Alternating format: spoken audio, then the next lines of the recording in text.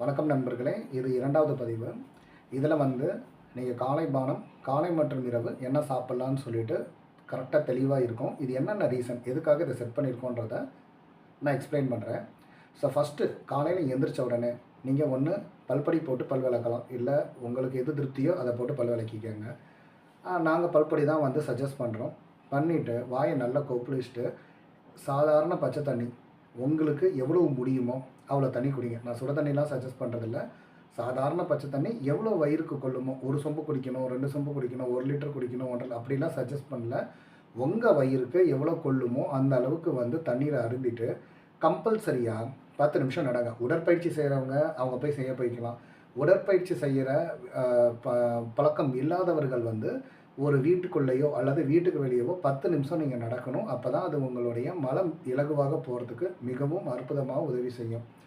இதில் கொடுக்கப்பட்டிருக்கிற உணவு முறையை ஃபாலோ பண்ண உணவு மலச்சிக்கல் இருக்கிறவங்களுக்கெல்லாம் வந்து 2-3 நாள்லேயே அது நிவர்த்தி ஆகிடும். அதனால் கண்டிப்பாக மலம் வரும். போய் மலம் கழிச்சுட்டு அதுக்கப்புறம் காலை பானம் வந்து இந்த போர்டில் கொடுத்துருக்கிறபடி சுக்குமல்லி காப்பி பயன்படுத்துகிறவங்க கண்டிப்பாக பனங்கற்கண்டு போட்டு பயன்படுத்துங்க. ஏன்னா அது சூடு.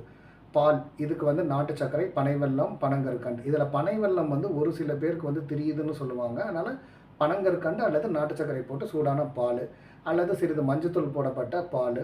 அடுத்தது தேன் தண்ணீர். தேன் 1/2 கிளாஸ் சுட தண்ணியில் கலந்து குடிக்கிறது தான் தேன் தண்ணீர். எலுமிச்சை தண்ணீர், அதே தேன் தண்ணீரில் 2-3 சொட்டு எலுமிச்சை பண்ணிட்டீங்கன்னா அது வந்து எலுமிச்சை தண்ணீராக இருக்கும்.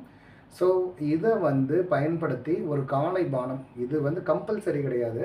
காலையில் எந்திரிச்சோடனே ஏதோ ஒன்று குடிக்கணும்னு சொல்கிறவங்களுக்கு இதுதான் காலை பானம். இதில் நாங்கள் வந்து டீ காஃபிலாம் வந்து சஜஸ்ட் பண்ணுறது கிடையாது.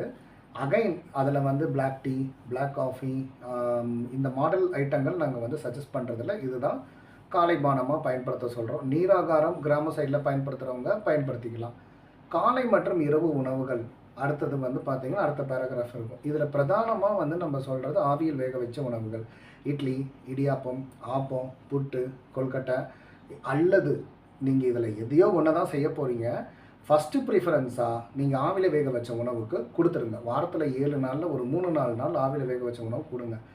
அதுக்கப்புறம் பார்த்தீங்க அப்படின்னா பொங்கல் சாப்பிட்றவங்க சாப்பிட்லாம், கோதுமை உப்புமா சாப்பிட்றவங்க சாப்பிட்லாம்.